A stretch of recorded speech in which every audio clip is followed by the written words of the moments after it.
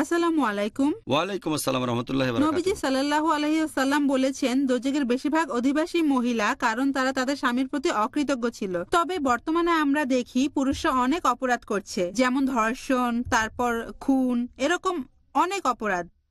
আপনার মন্তব্য? হ্যাঁ, মদ পান করাও বলেন। বোন প্রশ্ন করলেন যে নবীজি বলেছেন যে দোজখের আগুনের বেশিরভাগ অধিবাসী হলো মহিলারা। এর অন্যতম একটা কারণ তারা স্বামীদের প্রতি অকৃতজ্ঞ ছিল। তারপর আমরা এখন দেখি পুরুষরা খুন করছে, ধর্ষণ করছে, মদপান করছে। তাহলে এদের কি হবে? যদি আপনি ভালো করে দেখেন, বর্তমানে পৃথিবীতে বহুবিবাহ নিয়ে অন্য প্রশ্নের উত্তর আমি বলেছি যে পৃথিবীতে পুরুষের চেয়ে মহিলা বেশি। যদি আপনি এভাবে ধরে নেন সাধারণ একটা অঙ্কের সমীকরণের মতো যে একই পার্সেন্টেজের পুরুষ এবং মহিলা দোজখের অধিবাসী হবে, আর একই পার্সেন্টেজের পুরুষ এবং মহিলা তারা বেহেশতের অধিবাসী হবে, এবং একই পার্সেন্টেজ দোজখে।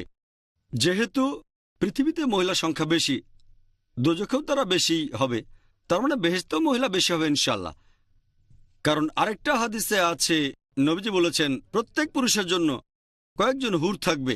এভাবেও যদি হিসেব করেন তাহলে বেহেশতেও মহিলার সংখ্যা বেশি হবে। তাই এত বেশি হতাশ হবেন না, এখানেও কিছু ভালো জিনিস আছে। আমাদের নবীজি বলেছেন যে বেশিরভাগ মহিলা দোজখে যাবে।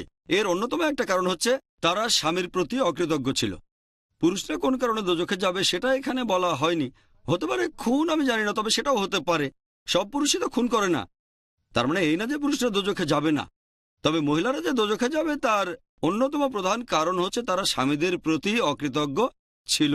এ কারণেই এখনকার দিনে দেখবেন মহিলারা স্বনির্ভর হওয়ার জন্য চেষ্টা করছে। এই চেষ্টা করতে গিয়ে তারা কোরআন সুন্নাহ থেকে দূরে সরে যাচ্ছে। হাদিসটা ঠিক আছে, তবে তার মানে এই না যে পুরুষরা দোজখে যাবে না। আর বেহেশতেও মহিলাদের সংখ্যা বেশি হবে না। আশা করি উত্তরটা পেয়েছেন।